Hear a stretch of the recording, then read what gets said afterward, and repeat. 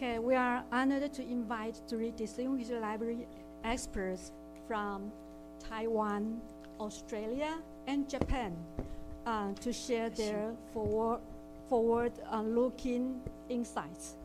The first is Professor Chao-Chen Chen. Professor Chen is a leading authority in library and information studies, currently serving as an Emeritus Professor at National Normal University, and her work focuses on the interaction of digital information, knowledge organization, and the evolving social mission of libraries. Today, his speech title is Trust, Transparency, and the Future of Public Knowledge Institutions. Please welcome Professor Chen.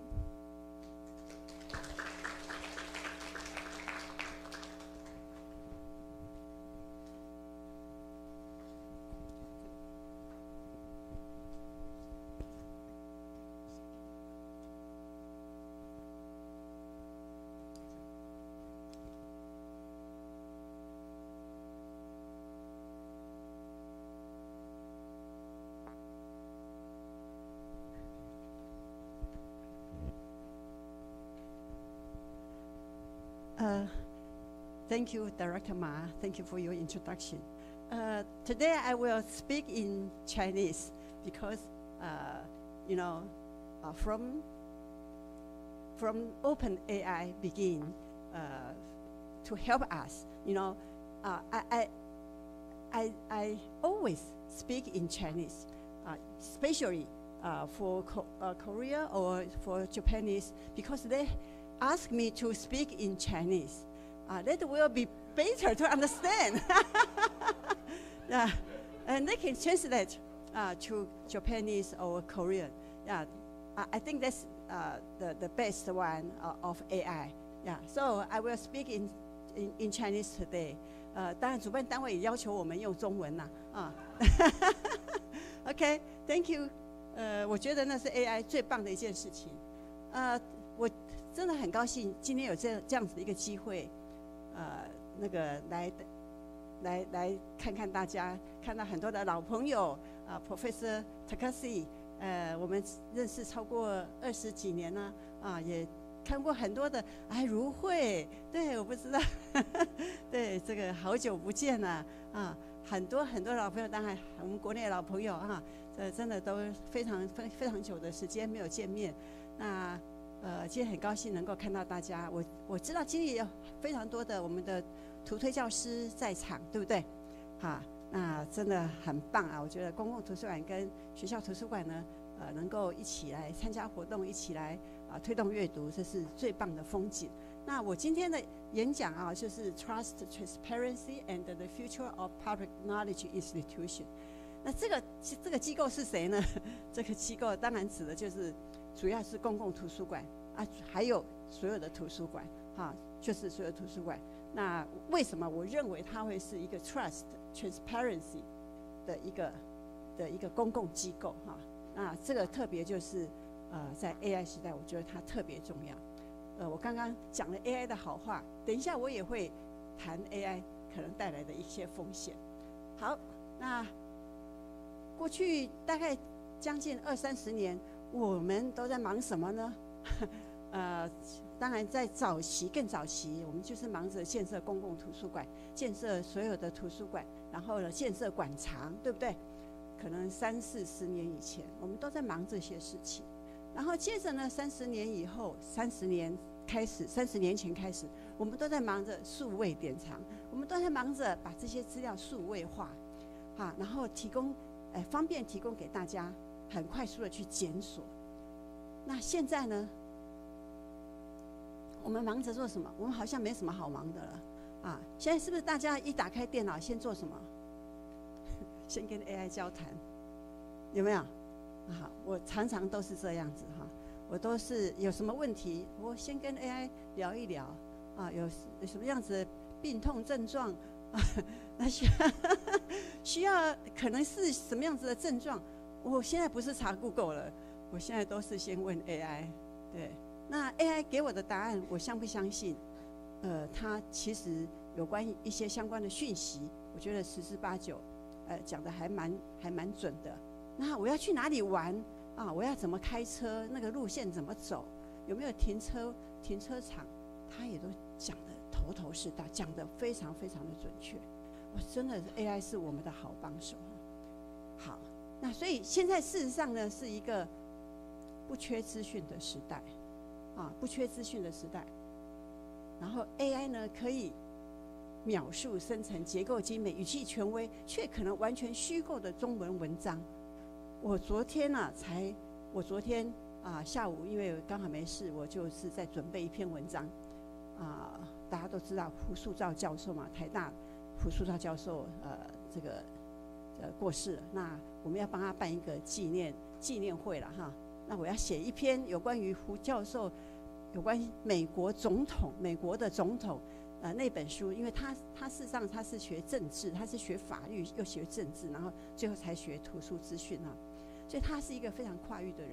那我想要从美国的总统这本书这个研究入手，我就请 AI 帮我去先讲一下有关美国总统这本书，他觉得他的特色是什么特色是什么？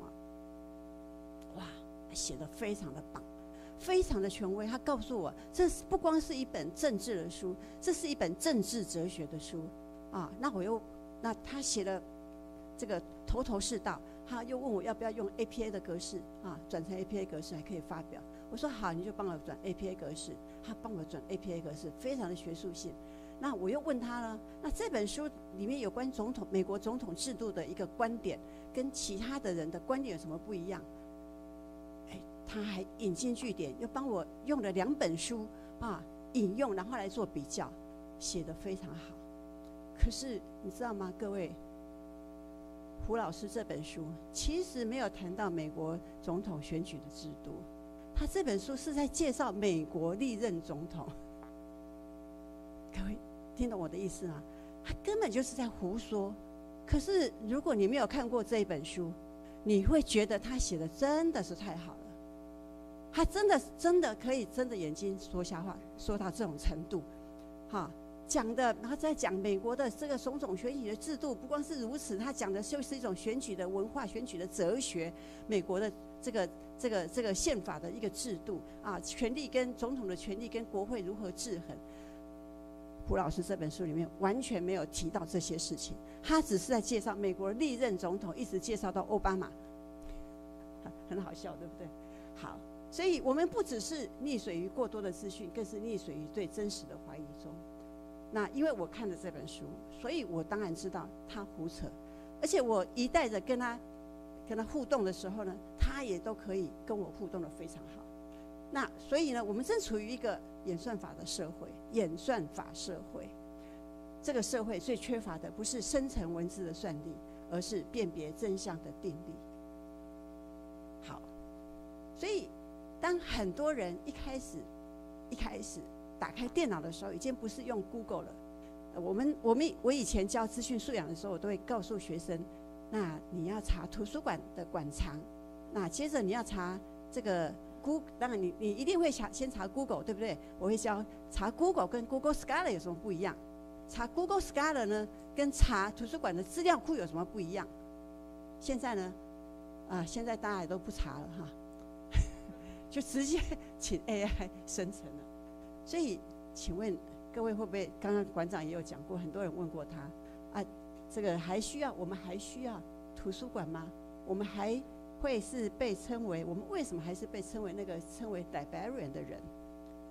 这是一个很有趣的事其实不光是 Librarian 前一阵子在 FB 上面，各位都看到很多 TVBS 删掉了很多他们的主播，对不对？很多主播被迫辞职资深的主播。其实各行各业都是如此各行各业都是如此。这是一个非常非常有挑战性的一个时代。当然我们会被问说图书馆会不会存在，已经不是在这个时候了不是在这个时候被问过的在开始资料开始有这个数位资讯的时候，开始数位化的时候，就已经被问过很多次了那图书馆员今天照常存在，而且越来越好，对不对？可是我们的好是好在哪里呢？是好在我们有堂皇的建筑，还是好在我们有好的服务，还是好在我们对社会有贡献啊？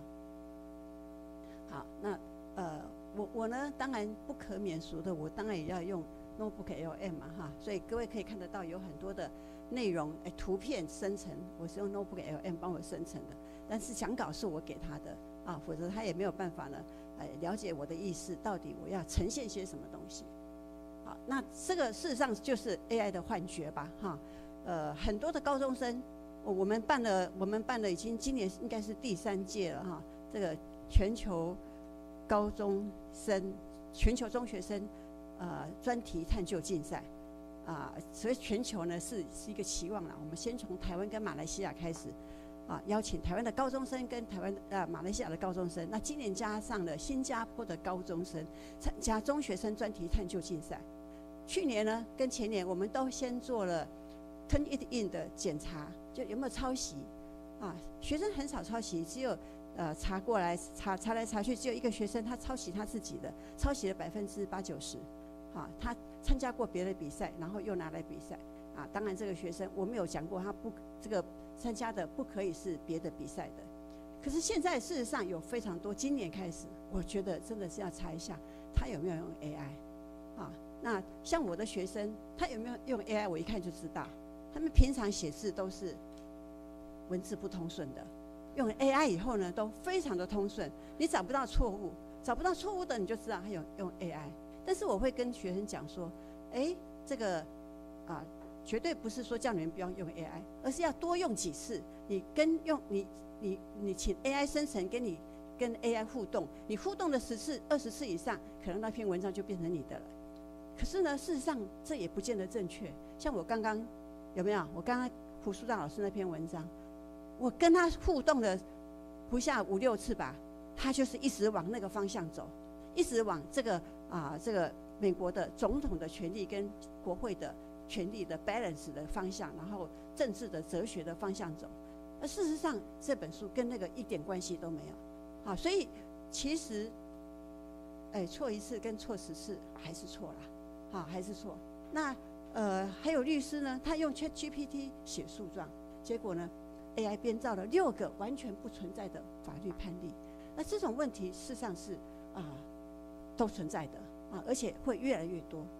好，所以这是一个算法危机的社会，是一个算法社会的一个危机过去我们说这是只担心呢我们提供给读者的资讯不够多，那现在呢它事实上是一个 judgment overload 的一个情况那这个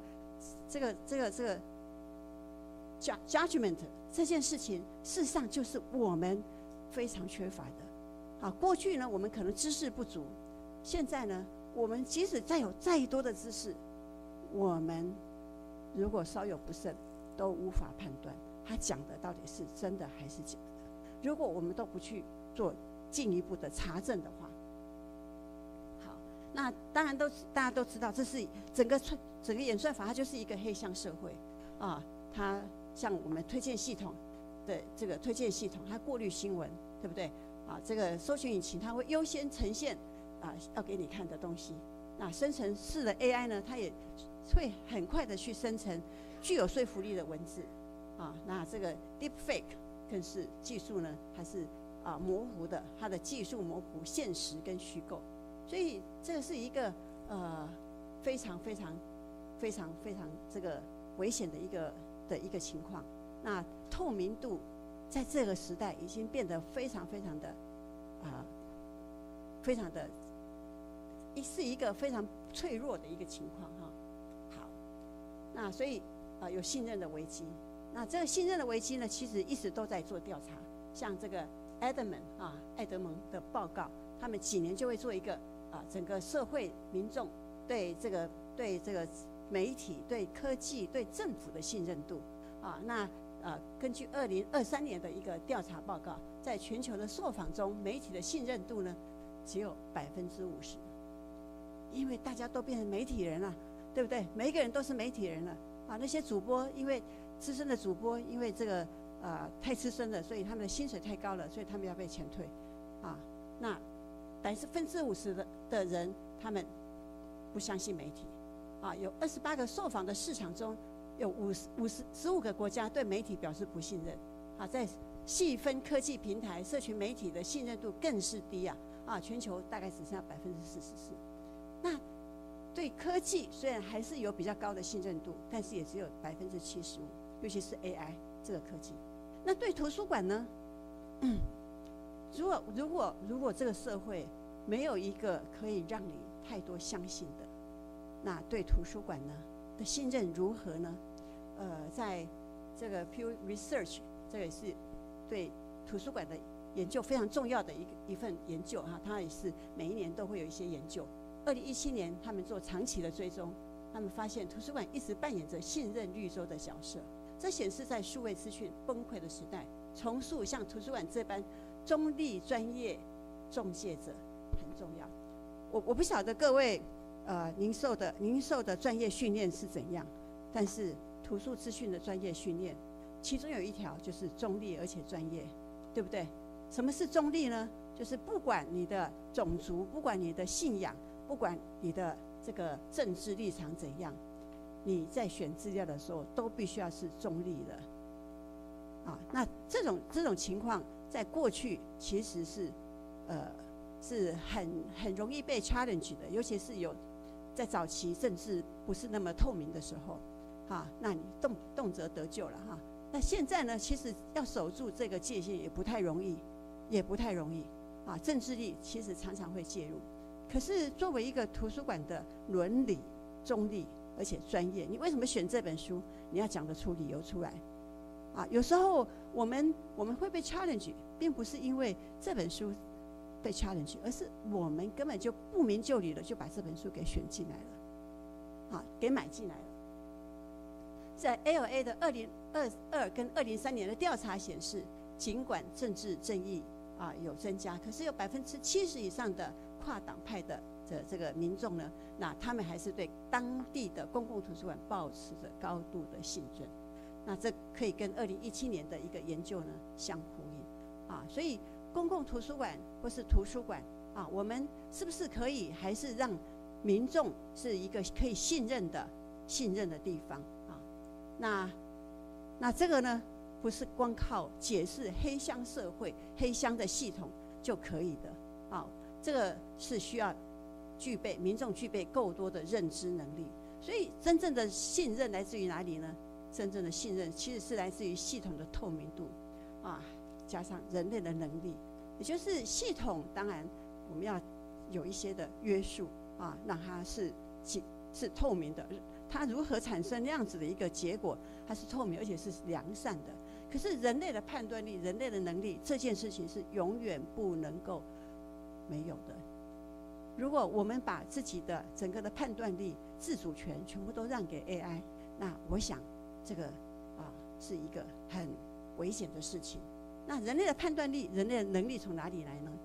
一定是要从阅读过来所以这典范的转移啦图书馆的典范转移，从 access 到治理 governance那数位时代过去，我们就是着重在于数位化嘛图书馆的角色就是资讯的提供者、服务的提供者提供给人家资讯就可以了我记得有一次呢，那个以前台大历史系的教授，也是故宫博物院的院长吴密察吴老师他每次因为我们很熟嘛，他每次跟我们开玩笑说，你们图书馆不要把资料整理得太好、太井然有序，你们只要把资料保存得很好就好了。为什么呢？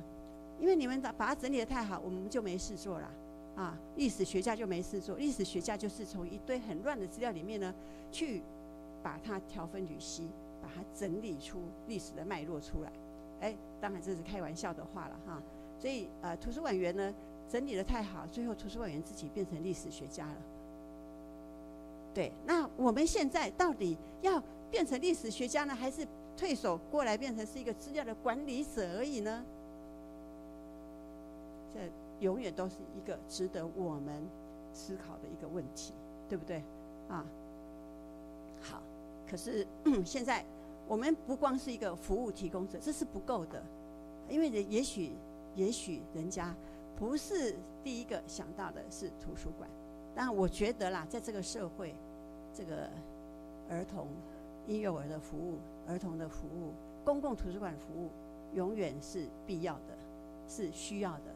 它的这个无论是它的实体还是它的资讯，它永远都是需要。但是大学图书馆跟学术图书馆其实就比较更是它的实体，事实上是更是岌岌可危啊哈。当然，大学图书馆它空间呢，它还是有一些利用之处啊。为什么？因为学生下课的时候，他还是需要去读书嘛。啊，很多人还是喜欢坐在那个位置上读书啊，感受那种氛围。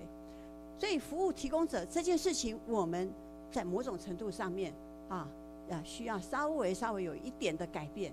我们未来呢，其实在未来的时代，图书馆它会是专注于知识治理、重建信任跟算法透明啊。我们必须要再去多关注这些事情啊。那图书馆的身份转向可信生态系统的守护者啊 ，ecosystem 啊，那这件事情是很重要。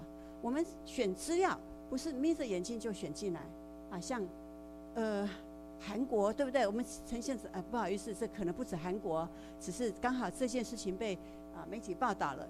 有一个图书馆呢，他选了9000本书，有一个出版社啦，短短的1年之内出版了高达9000本图书，对不对？用 AI， 全部都是用 AI 写的。那这种工业化的知识产生速度远远超过人类这个编辑跟整合的极限啊。我们在教资讯素养的时候，我们都会告诉学生，一篇文章是怎么产生的，一个研究报告是怎么产生。它很严谨，它可能经过了你一辈子的研究，然后呢，这个之后你要把你的研究写稿嘛哈，投到期刊。这个期刊呢，一看不符合主题，先退啊。如果是符合主题的找相关的学者专家来审查。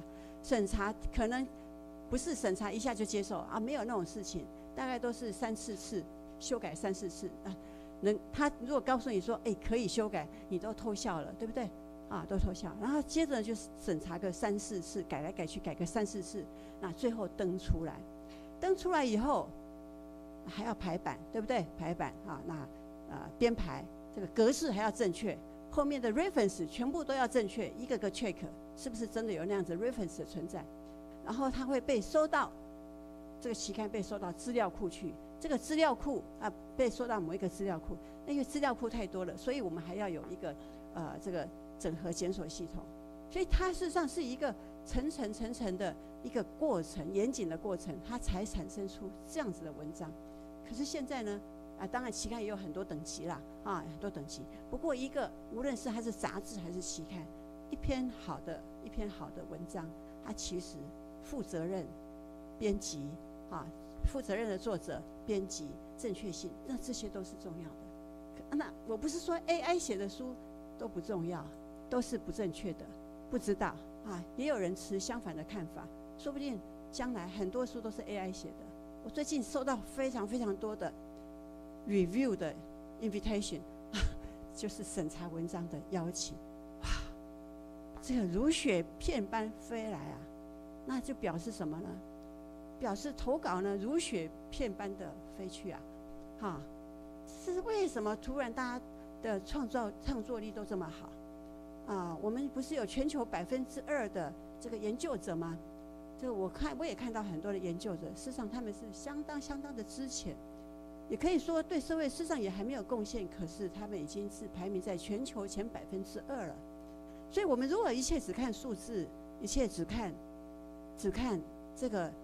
这个行之于这个文字的这些东西，它不见得就是我们眼中所看到的真实的世界，或是学术上的真实的一个呈现那这个书架呢，我们是不是都要被这些 AI 填满？现在也不用书架，假设是你资料库好了，你全部收集的都是 AI 生产出来的东西不光是那个出版社9000本书还包括很多的学者专家写的书、写的文章、期刊文章、资料库。大学图书馆每一年花了几亿去买这些资料库、期刊资料库，那有多少呢？是真的是一个一个严谨的研究做出来的一个结果，还是用 AI 做得出来的假的统计假的这个数据，然后做出来的这些，我们有判断吗？各位，我们有办法判断吗？我们还要像吴蜜桃老师说的，你们图书馆只要把资料收藏好就好了，其他的就让我们来吧。我们可以这样吗？很难，对不对？很难。如果我们对于我们买的东西我们都不清楚的时候，其实我们也没有办法做好的服务啦所以这里面当然带出来了就是阅读阅读。我们今天很重要的主题，我看到很多人都谈的就是阅读。那在阅读这件事情，其实很多的阅读教育在很多国家老早就都有变化台湾的这个我们说素养导向的教育那就是要带出来做专题嘛做探究嘛。可是各位，我说实在，我真的是觉得不是太乐观了我觉得我们还是考试为主。我们这几年就是办的那个中学生专题探究嘛，当然在座有其他国家的，我也就不客气的说了台湾的学生、中学生都是很好，因为我们都是邀请了一线的高中来参加。我们的学生我们有两阶段，第一阶段的是先做书面审，第二阶段是口头报告。那他们在口头报告上面都不如马来西亚的学生。马来西亚的今天还没有来有来 OK。 对，马来西亚高中读中的学生，为什么呢？我们也在检讨，因为有很多审查委员都在谈这件事。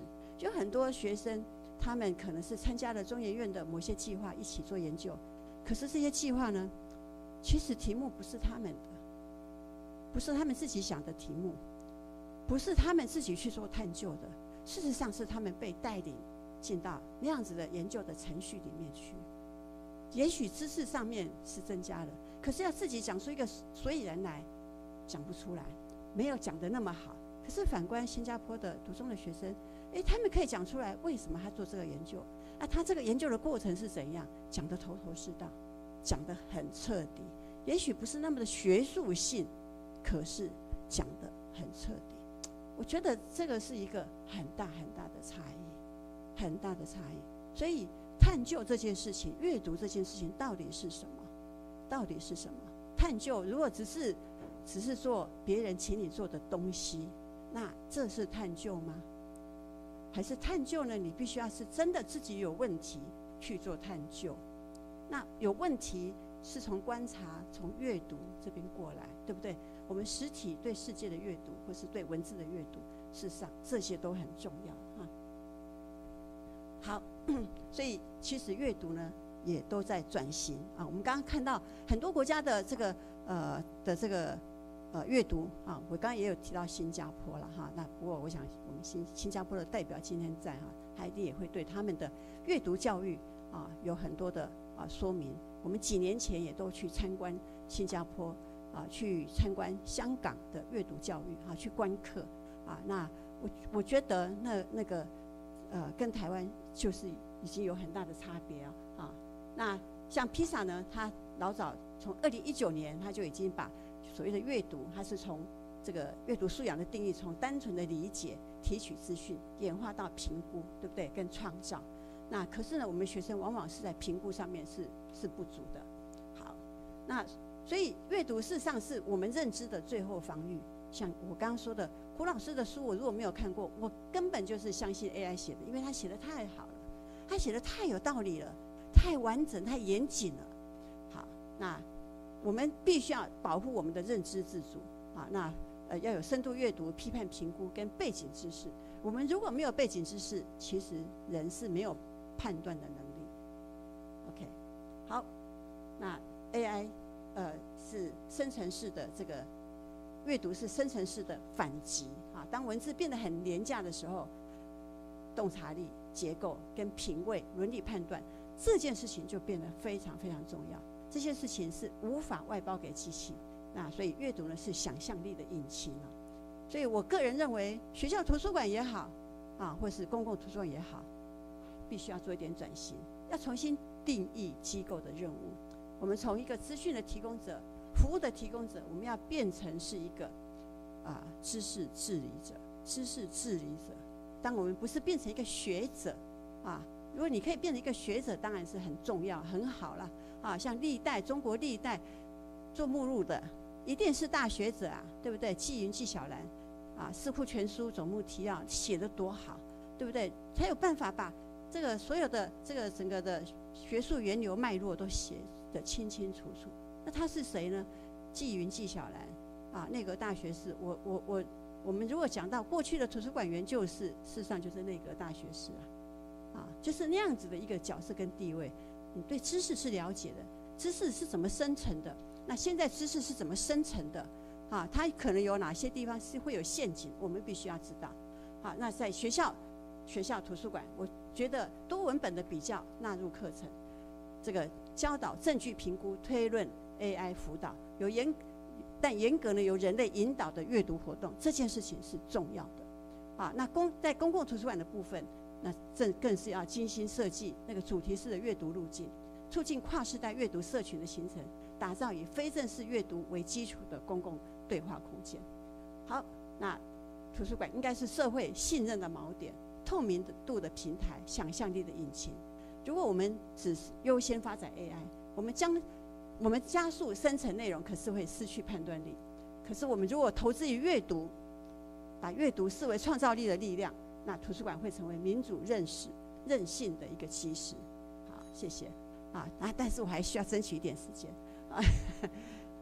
这现在练的脸皮比较厚一点那所以这个是我每次都会提出来讲，因为每一年它都有一个报告 AI report 在那个斯坦福大学那这是2024年的就生成式，就 AI 跟人类的知识跟人类的能力那我们看到2024年的时候，其实还有很多，其实生成式 AI 没有办法达到人类的能力的这个水准我有把它做翻译做翻译。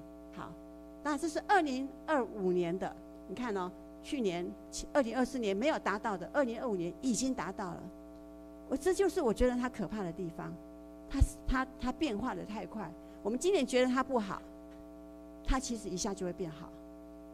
它进化的速度比我们快太多了，所以我们慢慢的养成我们自己的学识，来根本就是比不上它。2026年，我也不想翻译了，因为前年呢，去年2025年，很多事情都已经超过人类了。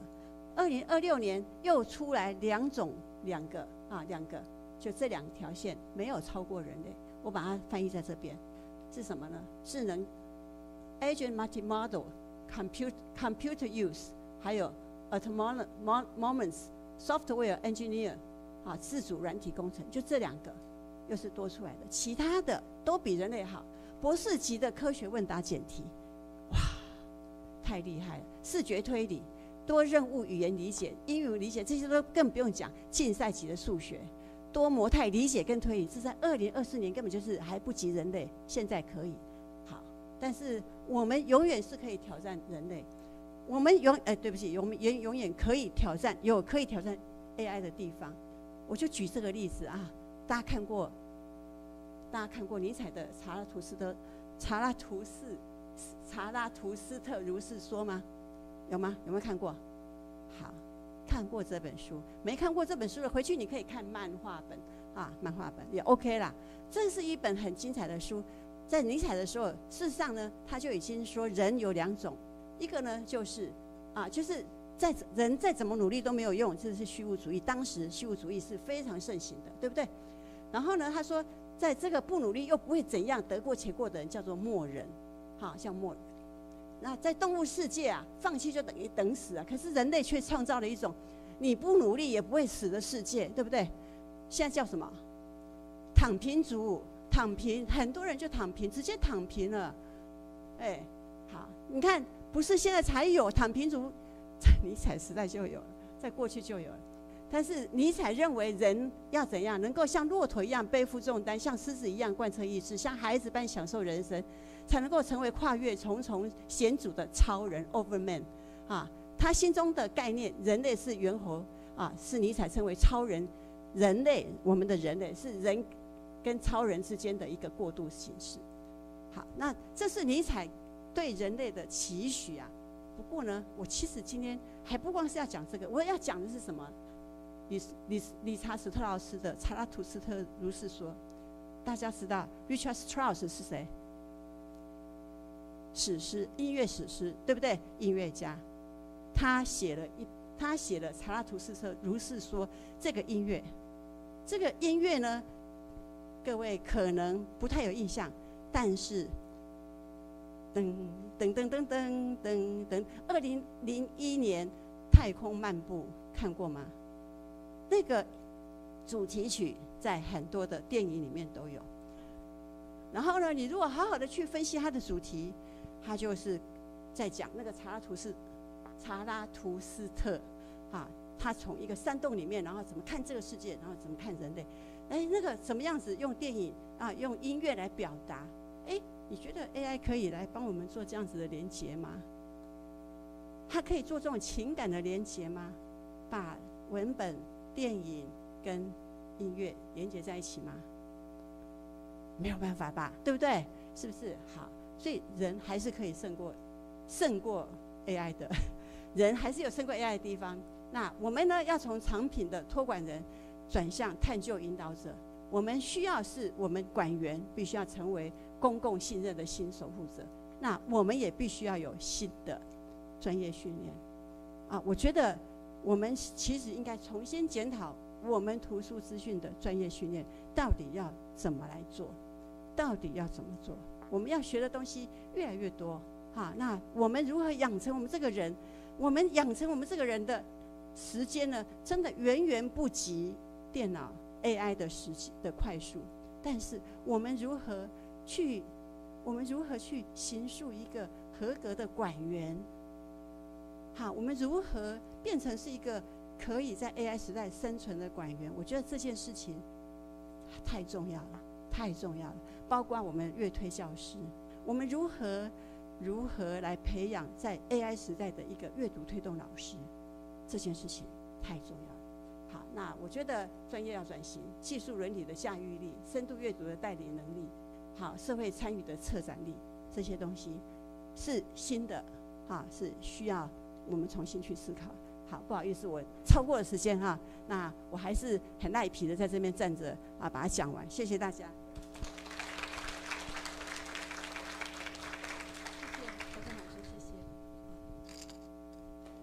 So it seems that we cannot trust anyone, including AI, but we can trust library. Yeah, it's a good news. But how to react to the age of AI is our mission and our question. So next, we will invite Ms. Vicki McDonald. Ms. Vicki McDonald is the librarian and CEO of the State Library of Queensland, Australia. She is prominent global leader in the library profession, and she is the immediate past president of IFLA and the former president of the Australian Library and Information Association. Today, she will talk about It Starts With Us, how librarians and families build the foundations of lifelong learning. Let's welcome Miss Vicki McDonald.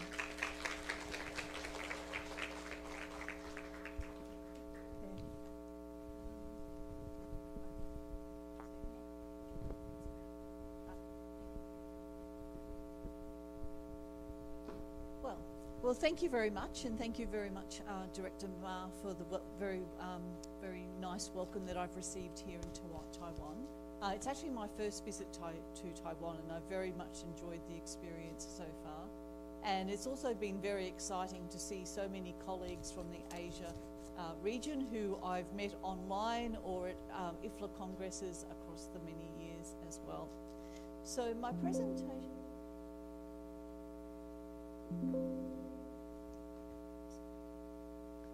There we are. So today I'm going to share with you some of the work of my colleagues at the State Library of Queensland. And as you've just heard, the presentation is titled, It Starts With Us, How Families Build the Learning Experience. But it's also families and librarians. So that's what I'm going to explore with you today.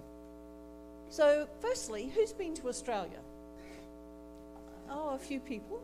So Australia and Taiwan are very, very different. So the whole map is of Australia and the shaded part is Queensland. So I'm the state librarian for Queensland. So my library has a responsibility to serve the whole of Queensland.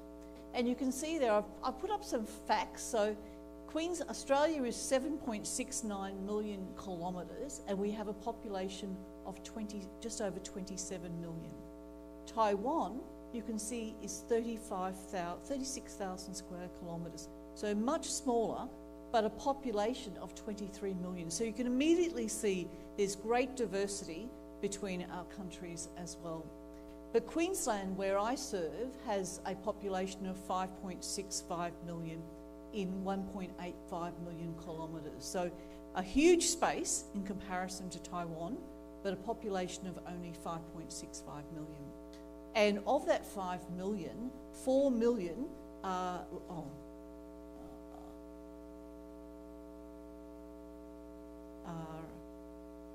in this tiny little area here. So 4 million people there and the rest are spread across the whole state. So it is a very different state that we're serving. These are some of the scenery, if you come to visit Queensland, that you can expect to see. So the Great Barrier Reef, beaches, the CBD. So this is where my library is located, in this area here as well. But I grew up in an area that looks a bit like that, so very different to the CBD as well. But I do encourage you to visit us sometime for a holiday or to visit our libraries as well. So this is the library where I work, the State Library of Queensland. It's located in our capital in Brisbane, and we're very lucky to be part of the Queensland Cultural Centre. So next door to the library we have a gallery of modern art, the Queensland Art Gallery, the Queensland Museum and the Queensland Performing Arts Centre. So it's a great cultural centre, and so on weekends you see that people visit all of these spaces to have a family experience but also have a cultural experience.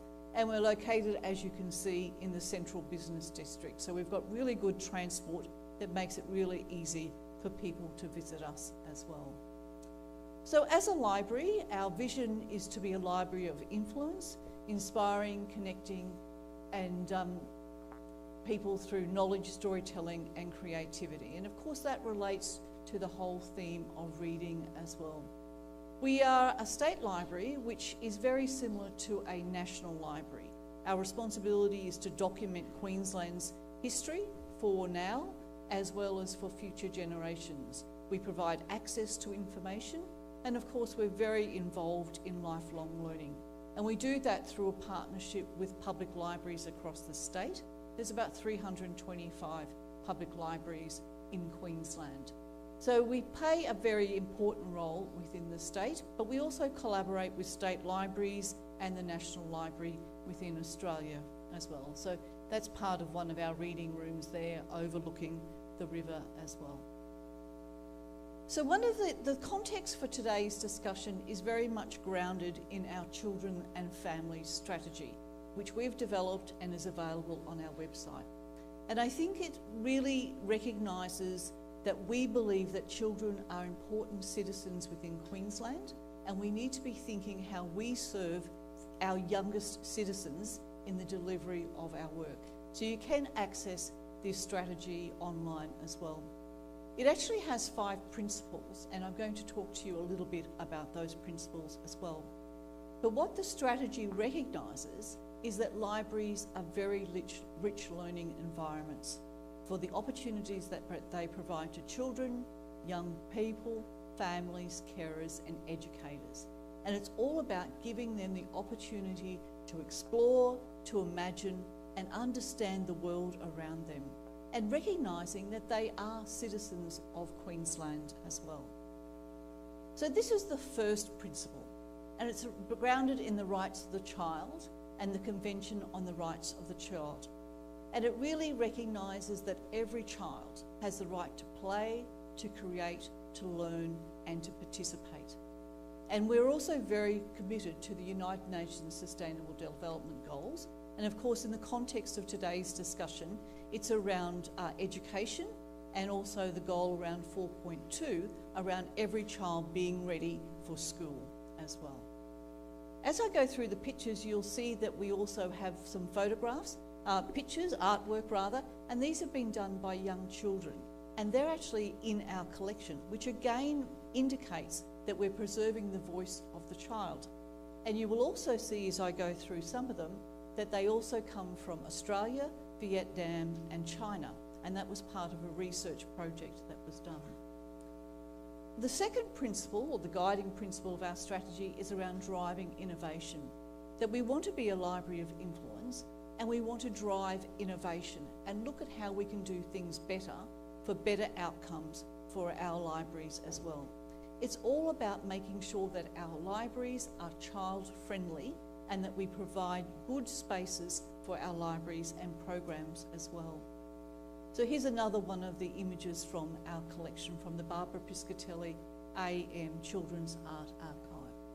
And this principle is around valuing children's voices. So it's recognising children as well as citizens. And the fact that we actually have this collection of artwork in our collection of historical documentary evidence of Queensland demonstrates how we are preserving their voice. And as I said, they're from China, Vietnam, and Australia, and it's children's responses to the world around them. So we have artwork from children in Hubei who were responding to the coronavirus and what their views are in that time as well. So it's really about documenting Queensland's history through the children's voice as well. Another guiding principle is around enriching experiences and spaces, that we are actually committed to providing spaces where we welcome intentionally children, families, and their carers. And that there's a space where that fosters that self-expression, the exploration of learning, and of course reading in that space as well. And it's important, I think, that the space is for children, but it's also for their parents and their carers. And that will come out in some of the examples that I'll give you as we go through the presentation. And this is an image from the corner, which is a space that we created within the State Library of Queensland as well. So here's a photograph of the corner. We opened it in 2006 after we'd done a major redevelopment of the library. So it was considered quite a bold initiative back in 2006 for a state library, a reference and research library, to be intentionally welcoming children. I remember having many discussions with my librarians who thought that I was dumbing down the state library by welcoming children. But it's really part of building that lifelong association between children and the state library, and for them to see the state library as a place that welcomes them and also provides them with a very good experience. So since 2006, we've had 20 years to learn a lot about how we can make children comfortable at a state library, but how our programming and services need to evolve to serve their needs as well. And I'll come back to that in a moment as well. Oh, sorry. One of the things when you live in different countries, your fonts go crazy when they come through the internet. So some of my fonts have gone a little bit crazy. So as I said, one of our guiding principles is to have that high quality child-centered spaces, and that's what the corner is all about. So fostering the self-expression, the exploration of learning in a new environment. But importantly, we've recognised that we need to partner with other associations and community groups to deliver some of our services as well. And that has been very successful as well. One of the programs that also relates to our responsibility to serve the whole state is First 5 Forever. And it's funded by the Queensland Government. We've been delivering First 5 Forever for over 10 years now, and it's through a partnership with public libraries. So every public library in Queensland delivers First 5 Forever. we provide them funding to do that, and it's based on a per capita allocation. And that funding can be used to employ people, to deliver services, to take the services outside of the library, whatever way they wish to do it. And what is happening is that many libraries are delivering rhyme time, toddler time, and story time. So very much focused around reading and learning in that public library environment.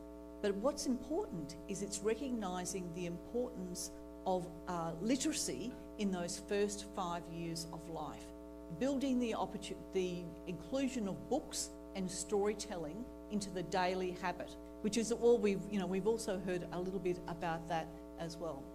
So in the last financial year for 24-25, there were over 30,000 sessions delivered in our public libraries to children and their families. So there's a remarkable achievement. And I think what's really important about the First Five program is that it's been recognised by both state government and local government as having significant impact, that people can see the importance of welcoming children into libraries, but also having dedicated programs and services for the children, but also for the parents and the carers. And I think a lot of this is also about educating parents to be parents of their children and to actually build that reading habit as well. So I'm going to show you a little video about what First Five Forever is.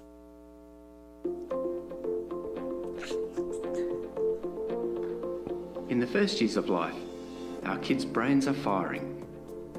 They're forming hundreds of new brain connections every second. It's partly what they're born with, but their family life and experiences are important for healthy brain growth. As a scientist, I understand that the brain grows at its fastest in a child's first 5 years. As a parent, I know that giving your child a great start has benefits that last a whole lifetime. Taking the time to interact with our kids through everyday activities like sharing stories, talking, singing, and playing are the best way to get those little brains firing and to help our kids. Your local library is a great place to learn more. Visit yours today for free activities and support to help make the most of the first 5 years. Don't wait, get involved today.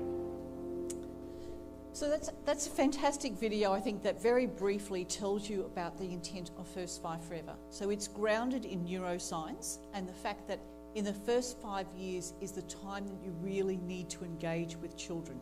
And we continue to engage with neuroscientists and the Queensland Brain Institute in the development of that program.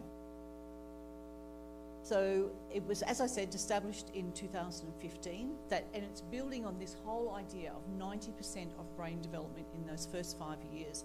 But importantly, what it's focused on is the parent and the caregiver as the first educator of every child, and the importance of including parents and caregivers in that program as well.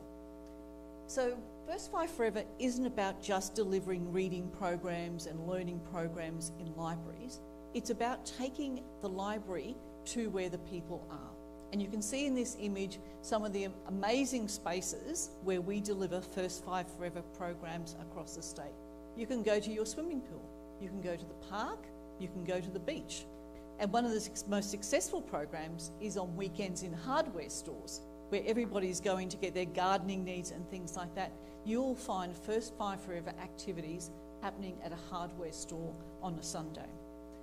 And this is my favourite image. This is a First Five Forever activity at Logan Public Libraries. And the theme of the day was the book Dirty Dinosaur. I'm a Dirty Dinosaur. Does anyone know that book? No? Well, this might encourage you to have a look at I'm a Dirty Dinosaur, and you can see the fun that children are having, indulging in a book around the Dirty Dinosaur. So I'm sure that that activity included a reading of Dirty Dinosaur as well. I always look for every opportunity to include that video, that picture in any presentation that I'm doing. So it's important to, I think, to consider the strengths of what the First Five Forever program is about. So it's about empowering parents and caregivers And one of the things that we first identified with this program is that parents need to have advice on how to engage their children in reading and how to engage children themselves in everyday activities. So the parents and their caregivers, or it could be their grandparents as well. It's also about being confident and engaging staff and the role that they play. So I don't know about you, but when I first started as a library assistant, I was just thrown a book and told to read to the children. There was no professional development programs, there was no talk around what the importance of reading was, or the neuroscience around the first 5 years. So an important part of this program is the professional development that we provide to library staff all across Queensland. Because the program is being delivered across public libraries, it also responds to the needs of their local community. So each public library has the opportunity to think about what programming will be relevant to their particular children and families. We also do a lot of outreach and partner with other community organisations to deliver it. So at State Library of Queensland at the moment, we are actually delivering programs in languages, and that is done with another group called Play Matters. So on every second Tuesday, if you come in, there'll be a session in Chinese Mandarin. And so you see that the Chinese community come in with their children, they enjoy the session, but they also have the opportunity to engage with other children as well. So there's 6 languages that we are delivering these programs in at the moment. Another big outcome for the program is that the fact that it actually provides the opportunities for public librarians across the state to engage with each other, to share their ideas, what works, what needs to be done differently, and to build on the expertise of others. And of course, it's evidence-based. We've documented a lot of the impact of this program, and those research reports are available on our website as well. So the impacts, and I think it's more, when you're demonstrating the benefit of a program, it's more than just the number of children who've been to the session. It's about documenting impact that your program is having. And I know that our government is very interested in what we are achieving. It's those early foundations in learning. This program started because Queensland had one of the lowest rates in Australia when children started school in their ability to engage. It's called the Australian AECD data, Australian Early Childhood Development. So it was responding to a need where children were not equipped to start school well, and this is what this program is having an impact in changing. It's also giving parents confidence in engaging with their children, and the long-term outcome of this is healthy communities, well-being of our families and well-being of our children. So it's very much about building an early years story and building recognising that brain building happens every day. And brain building and neuroscience is sitting behind a lot of the programming that we're doing as well. It's being about providing those welcoming and safe and inclusive spaces. So every time a parent comes into the library with their child, they're welcomed and made to feel important, that the programs are for them. It's providing engaging environments, so thinking about how you design your spaces, the colour and the props, the books and things like that you provide to the children. It's evidence-based. We do document what the impact is of our program, providing access to collections, and on our website you'll see that we have a lot of resources that anyone in the world can download to access as well. But importantly, as you would know, public libraries are a very important cornerstone of every community. And part of these programs is to building that sense of belonging. Parents feel connected to each other. Many parents are new parents. They don't know who to turn to. So through these networks at the different programs in libraries, they build connection and get advice. And that helps to build a sense of community in our communities as well. Now, First 5 Forever, as I said, has been delivered since 2015, so over 10 years.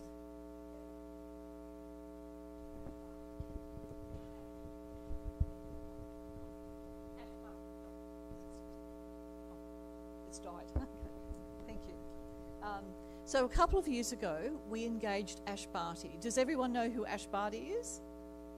Wimbledon champion, Australian Open champion, US Open champion. And she lives not far from the State Library. She's also a mum. She's got 2 children, Hayden and Jordan, and Ash is an avid reader. When she travelled the world playing tennis, she always read books. So as our First Five Forever ambassador, she comes along to our libraries and talks to parents about the importance of reading and the impact that reading to children will have. She also posts on social media for us around the impact that reading will have and the importance of the First Five Forever program. And you can see there she's saying, I'm proud to be the First Five Forever ambassador. Supporting a program that nurtures a love of learning is something that I feel passionate about. And I'm excited to work with the First Five Forever in the years ahead. She's an auntie, but of course, as I said, she is now a mother as well. And she's been a great advocate for this program across the state and visiting our libraries as well. As I said, one of the important aspects of the First Five Forever program is building capability of our library workers. And we provide a lot of opportunities. We have seminars, we have workshops, conferences, but we also have online learning modules. And you can see some of those there as well. So they're available on our website and you're able to access those as well. We definitely adopted Creative Commons in a lot of our work. A lot of our policies, our learning modules are available to anybody in the world to access. And I think it's been a really important part of building the community, but building the strength of the work that we do in public libraries across Queensland as well. One of the things that this is another little project that we did a couple of years ago. And when we looked at children's picture books, we identified that there really was a lack of picture books about Queensland and Queensland experiences. I'm sure as a child you read Beatrix Potter and lots of different books like that are set in the United Kingdom or the United States. So what we decided to do, we did an expression of interest and we asked for authors and illustrators to submit an expression of interest. We joined them together and we published these 12 books. And they're very uniquely Queensland experiences.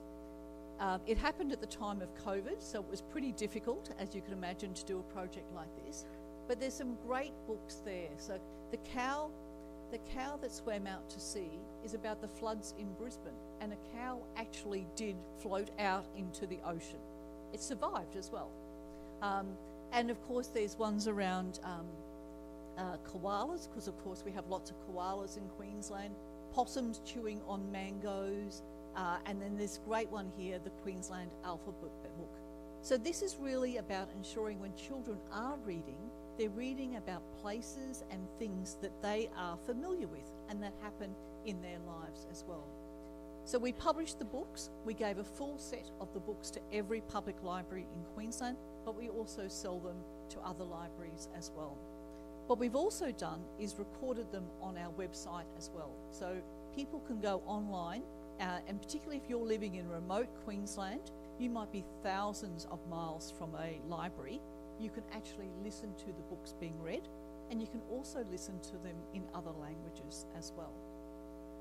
So one of the books, this is my favourite, the Little Queenslanders Alphabet Book, and it was actually written by a speech pathologist, and that will become evident here. State Library of Queensland and First Five Forever presents the Little Queenslanders Alphabet Book, written by Sally Scudamore, illustrated by Sophie Beer, and read by Emily Goman.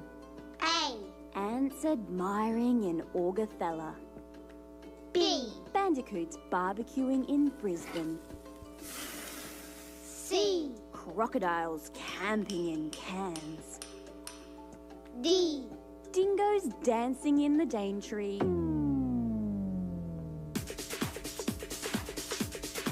E. Echidnas exercising in Emerald. So you get the idea of the book. It's a great book, and it's a really good book to engage children in activities in libraries as well. And as I said, we provided a copy to every library in Queensland. but also it's available online to listen to as well. That video's on YouTube, the full video as well. What we also did with those books is created board books. So you can see the baby here has a copy of the board book Shush, and a board book is a very heavy duty book that babies can turn the pages on, that sort of thing. We had lots of those printed, and every baby that was born in 2022, I think this was the book for 2022, received a copy of that book in the bag that their mum took home from hospital with them. And we did that for several years. So we translated some of those books on the previous slide into board books, and every parent, so they received that book in their little bounty bag, but also some instructions on how to go to their public library, to join into First 5 Forever as programs, and lots of helpful hints. So they could also sign up for a newsletter, which would send them tips every week on different things that they could do with their babies or their toddlers or the young ones to encourage that love of reading, the love of learning as well. So it's quite successful as well. As I said at the beginning, one of the things that we aspire to be is a library of influence. And of course, any library's role is to advocate for libraries and to make political leaders aware of the role of libraries. In May last year, we, together with the Queensland Brain Institute, who's one of our important partners in the work that we do, we delivered the Libraries and Brain Building in the Early Years Forum. We brought together librarians, researchers, philanthropists to talk about how we could be working together to deliver early years programming. And I think at the moment it's the right time to be doing this. Our federal government has a big focus on the early years, and the impact of investing in those early years has long-term outcomes for libraries. So it was very good in bringing people together, and you can see here some of the activities. And this week at the Australian Library and Information Association Conference, my colleagues are actually delivering on this program and encouraging other libraries to join us. Now I'm going to end with some images of our new space, The Corner. As I said, we opened it 20 years ago. It's been so successful, we've had to move it into a bigger space. It's 3 times the space that we had previously. We've had to consider things like pram parking. Pram parking is a big thing when you've got children's spaces. I'm sure you're familiar with that. So this is 2 of our very regular visitors exploring this space. You see this is the baby cave. It's all soft edges designed for babies to roll around. This is the entrance to our new space called The Corner. We have an art studio where children can paint, draw, play with Play-Doh, that sort of thing. It's all very clean and accessible. They can hang their artwork up on the screens. So that's the baby cave again. Lots of soft edges as well. We've also got different spaces where people can climb. So we've got children climbing, walking up. There's mirrored ceilings. There's lots of little nooks and crannies where people can hide. This is our flexible space. So you can see there's different things where children can engage with each other as well. It's another photograph. We do have books in different spaces. This is just before we opened, so they hadn't been put out there as well. So you can see here little nooks. Children and babies love hiding in little spaces and reading books with their parents as well. So the space is designed for just parents to sit with their children or for them to participate in lots of programming as well. So we also, some of the programs we have, it's playtime, songs and stories. Every day between 2 and 3 is low sensory out time. So we dim the lights, the noise levels go down, and there's the sessions that we're delivering in language every week as well through our partnership with Play Matters as well. So you can see the children very engaged there as well in the readings, listening to the story together. So this is a short video.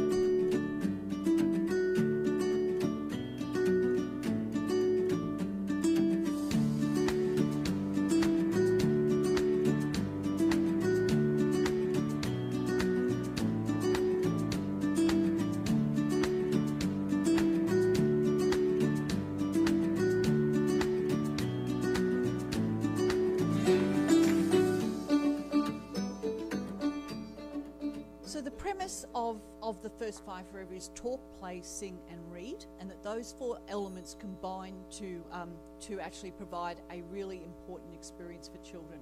So what I've hoped I've done is share with you the work that we're doing in promoting librarians, but also parents and caregivers in developing reading and learning for our youngest citizens in Queensland. So, thank you.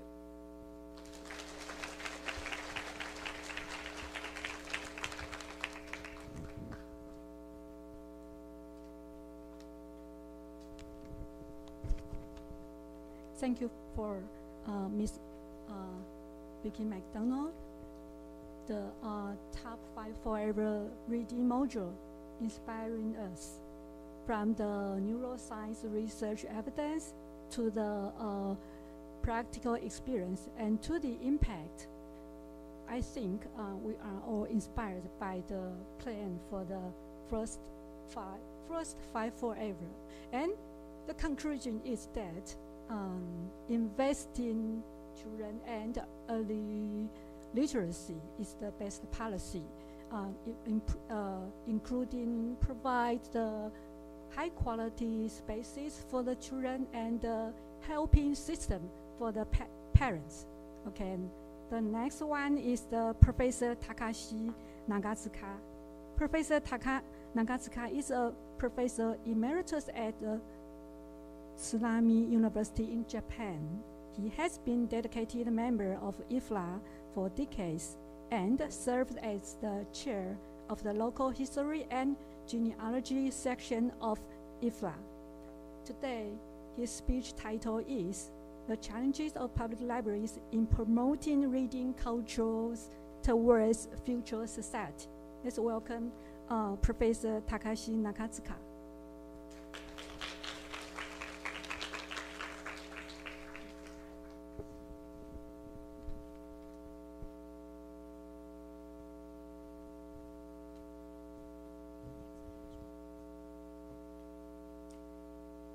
Hello, everyone.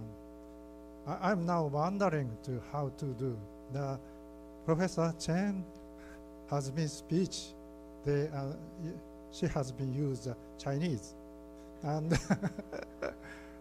how I am now wondering to use the English or Japanese. But I am checking to the Chinese to Japanese, not so good qualities. I would try to the English presentation. Are you okay? At first, I'm very thanks to so kind introduction to me, the Director Ma. Today's my talk is very different. The first speaker, Professor Chen, is very philosophical approaches. But second, Vicki is a very practical way too. And my speech is very different too. I'm very lucky. My presentation is a data-driven approaches. Many kind of the data nowadays can be analyzed very easy. And after that, our way, finding is a very important way to nowadays. The very short time for me. Maybe, shall we start? Okay. This is the outline to my talk today. This is introduction already introduced to 3 universities. My talk is 3 points there today. The first to consider the role of libraries. We must overview the changes of the social environment surrounding us. The way of these points are these points are likely shared by every country. The most prominent changes in the rapid spread of the smartphone over the last decades. In modern societies, many people carry smartphones constantly using them for everything, from the obtain the changing information to navigate via Google Maps and making payments. This figure is in Japan, the survey to very long-term transition of the smartphone penetration. The 15 years before, our society is the mobile phone only. Nowadays, most of them is penetrated, replaced by the smartphone. It's so very big changes our societies nowadays. And the next figure, this showing to the how to get the news, everyday news we are. It's a very big changes nowadays. 10 years before, the very few of the SNS, but nowadays over 40% of the SNS. And paper-based newspaper is very rapidly decreasing. It's maybe the same trend in the world.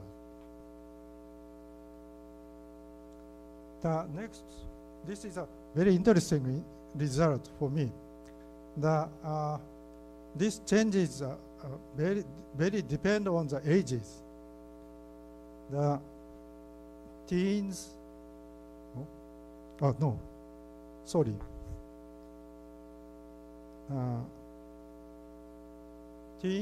teens and 20s is SNS is very dominate, but over 50s, the still television, TV is very dominant.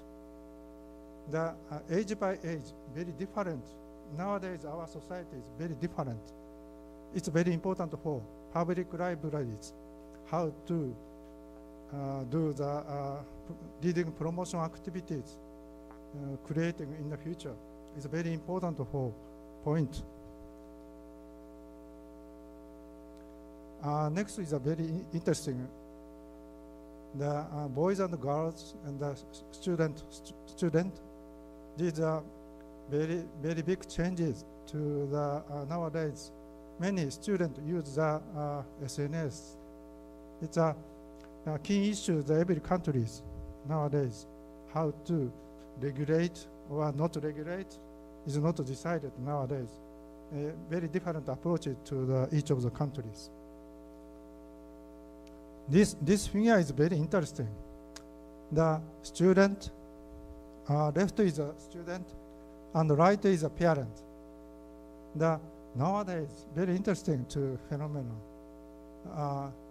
In the case of this is a generative AI, very recently,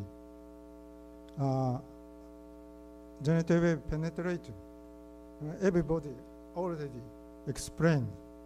But in these cases, very unique feature, the student usage of the generative AI is higher than the parent.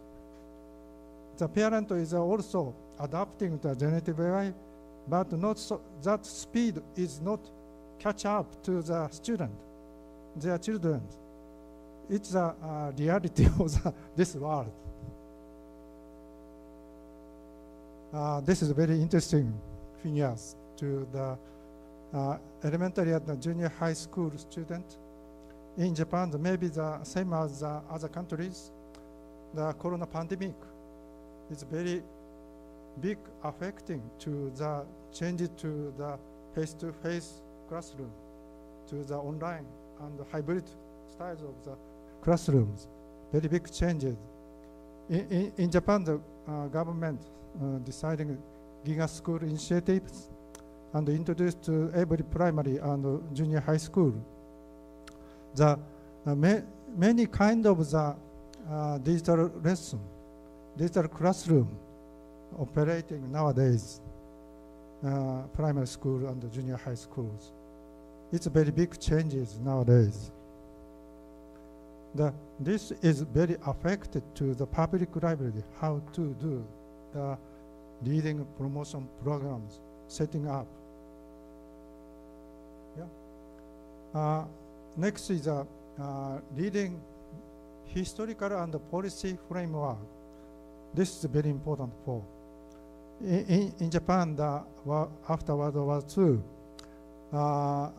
many publishers, booksellers, and bookstores and libraries and schools gathering to the setting up the Japan's Reading Week begins. This is after World War II, starting to the reading promotion activities. And library law enacted in Japan. And another thing, very important thing, 1980s, very suddenly, children reading declining. Many people is concerned what this happened. The this time the games, TV games, online games, not only the TV games are very popular. After that, 2019 Reading Barrier Free Act enacted. And 2020, after 2020, the corona pandemic, and I have already introduced to the ICT integration in reading promotion. In the future is a community and school library and public libraries, how to cooperate is very key issue promoting to the reading activities in the future. This is my thought. This is more details of tables. And this is a very interesting to the phenomena. The comparison overview of the reading promotion initiatives, UK and Japan. Japan is, I will more explain to, sorry, confused. This is worldwide and Japan. In Japan, more detail explain here. The Japan reading promotion policy is following to the UNESCO and IFLA's activities. It's a very close relationship there. It's very important for especially the literacies and multiculturalisms and digitalization. They are following to the Japan policy and activities.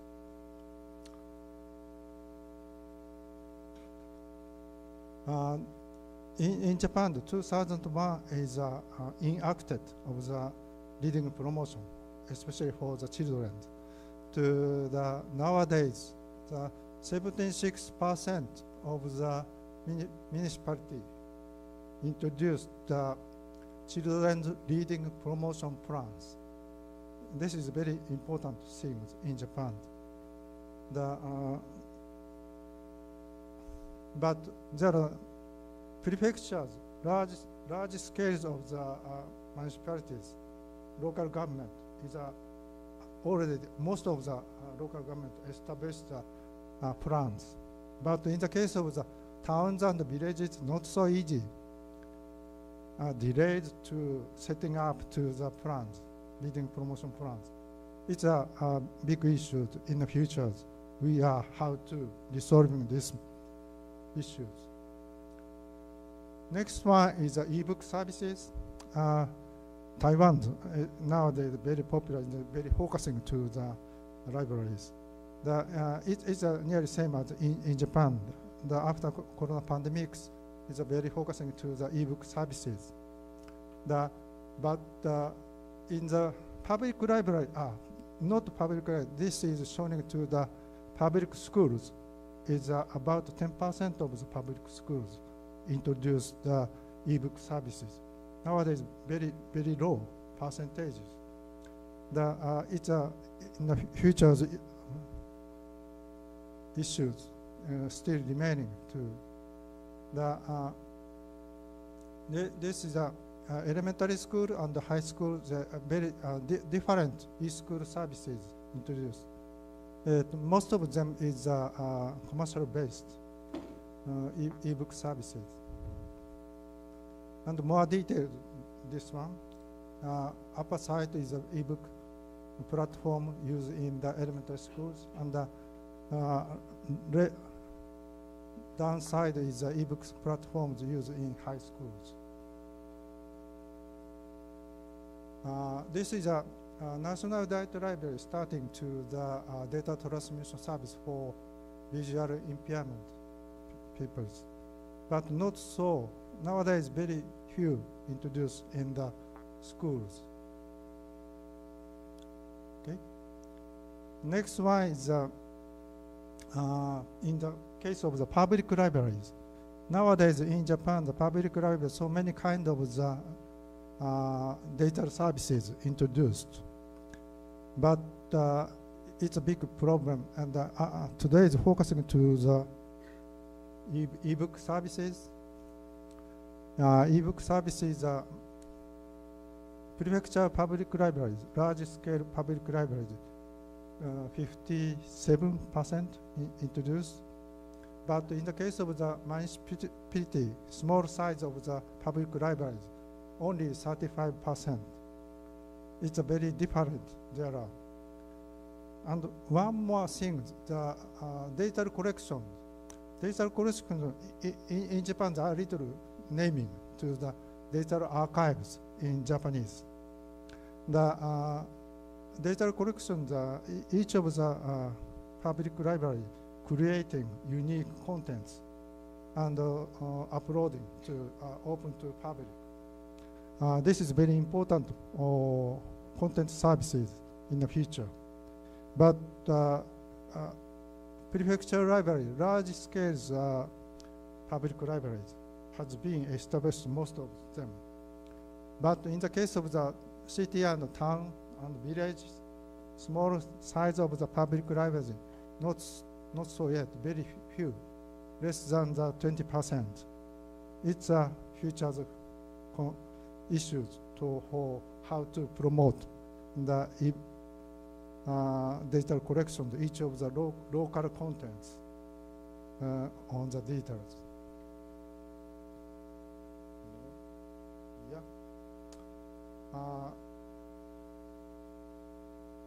This is the indicators of reading promotion activities. I have already explained to in Japan the very different approaches from the UK and other countries. This is showing to this figure is showing to the trend of average number of books read during the month of May. Each of the years, May, 1 month, surveying to how many books reading. In the most upper, sorry.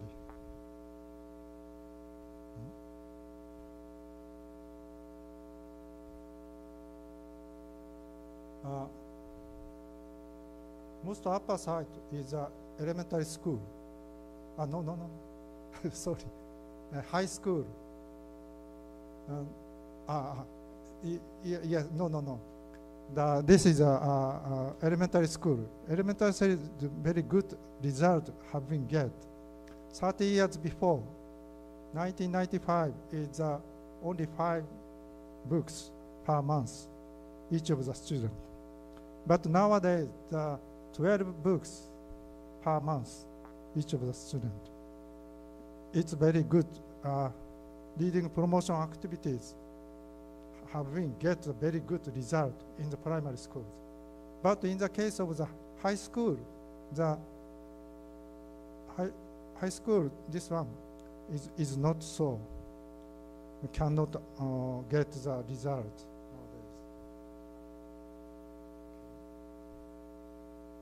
nowadays. This is another side of the percentage of the students who didn't read any book in May, the 1 month. 1 month, no book reading student.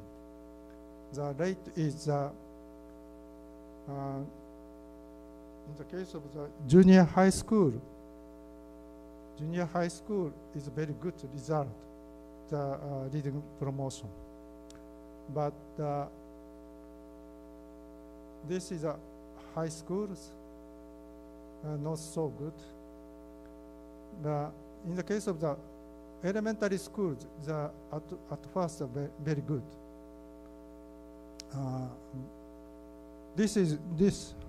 is a very important result to in Japan. In the case of the junior high schools, many of the students before don't read books, but nowadays percentage is decreased. Many students starting to reading the books. This is a very interesting result.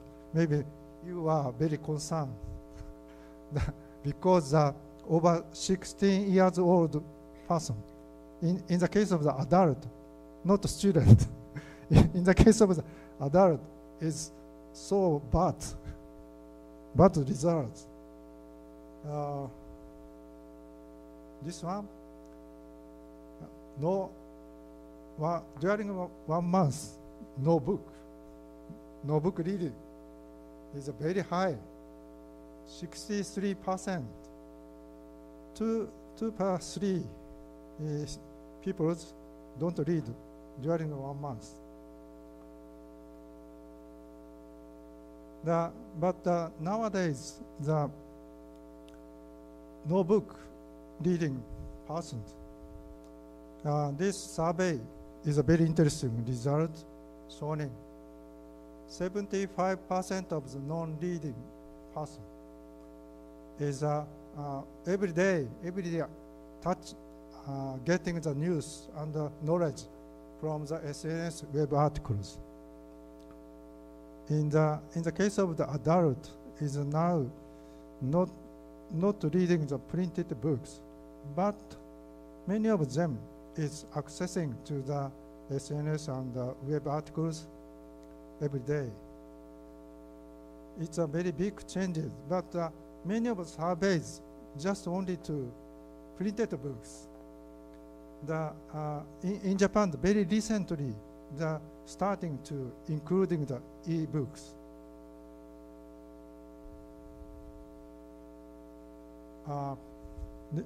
This is very interesting. Japan and UK is very different approaches to reading promotion programs. In Japan, how to reducing the non-reading rate. But in the case of the UK,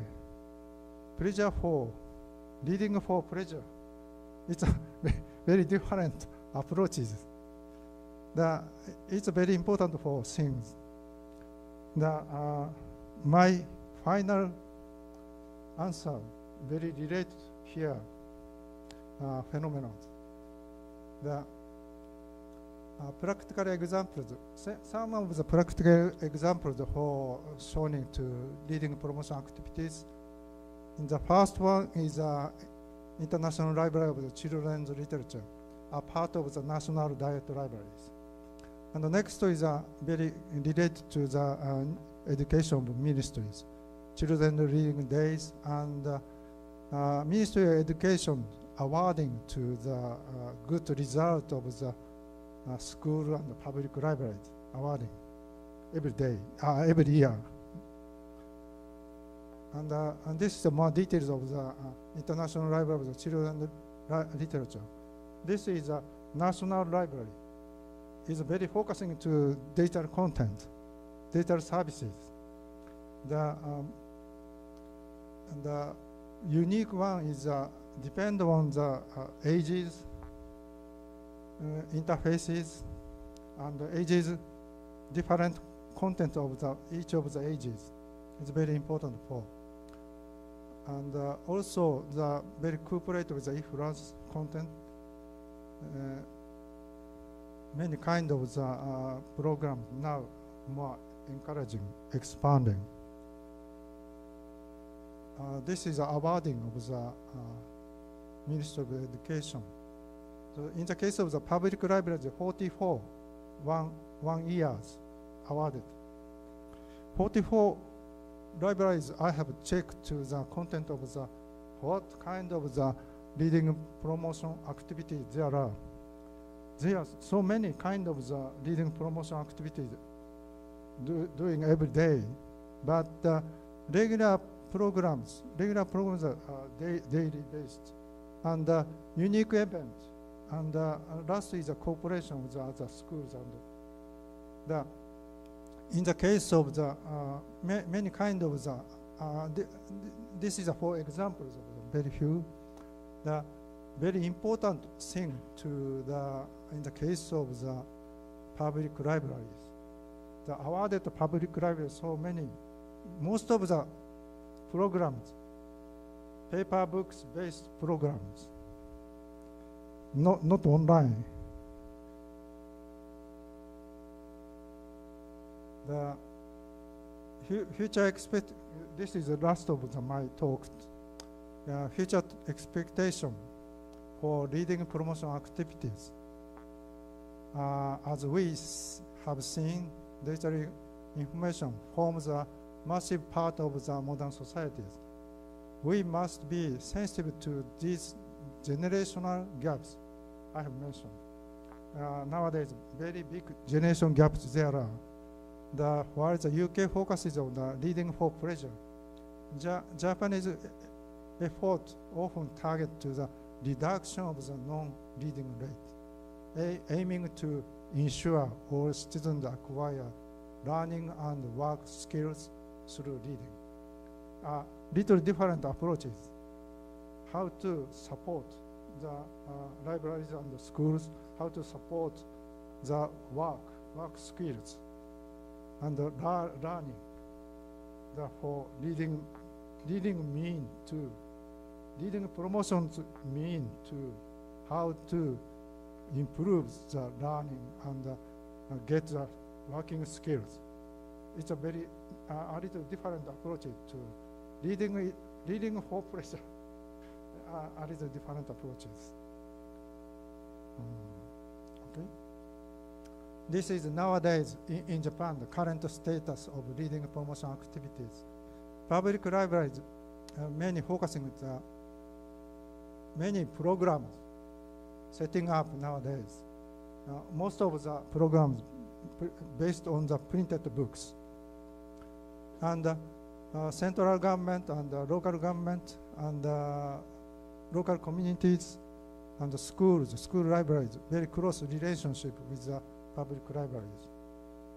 And nowadays, SNS, I have mentioned, e-books and generative AI, e-games and online games and board games. This one is nowadays not so well achieved, just starting to, intending to. In the future, we should, and this is at first I have thinking to the public library in the future, just focusing to the digital services. But now I have many data gathering to analysis. After that, nowadays my thinking to both of them, this paper-based reading promotion activities is very important in the future. The both of them is how to managing, how to encouraging is very important for the public libraries. This is in Japan. Nowadays, non-reading rate, how to reducing. In the future, maybe reducing. And balancing to the reading for pleasure and reading for work or study. Nowadays, in Japan, the public library is very focusing to reading for work or study. How to balancing in the future is very important. Yeah. This is the last. There are many data I have shown to you. Would you please considering to in the future of the public libraries? Furthermore, the review has been shown that the actors' goals and perspectives involved in the reading promotion vary considerably across countries and regions. It is very important for. And the second one is it is therefore essential to explore approaches and methods that are appropriate to the specific circumstance of each locality. This is very important. Each of the country in the region is very different. And as noted earlier, many schools and libraries in Japan actively implement the wide range of the program. This nowadays program how to continue to extend of the paper base is very important.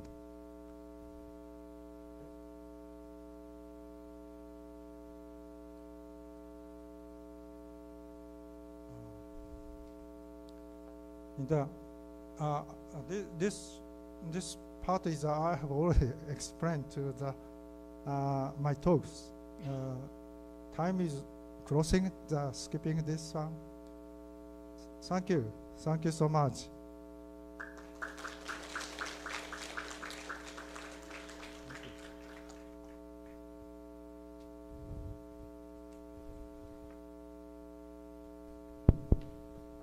Thank you for Professor Takashi Nakatsuka to pointed out that the situation and policy, also the practice of the Japan.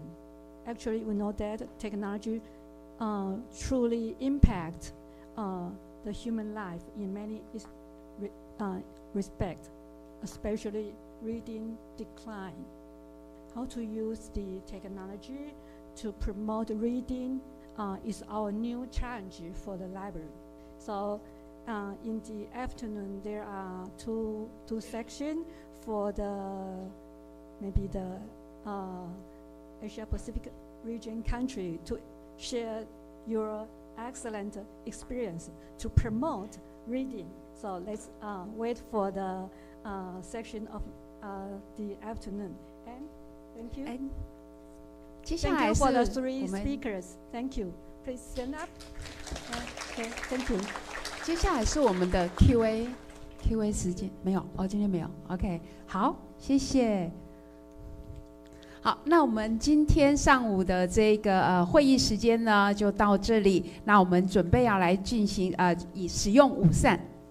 Thank you for your magnificent insight and sharing, everyone. Please give them a warm applause again for the sharing.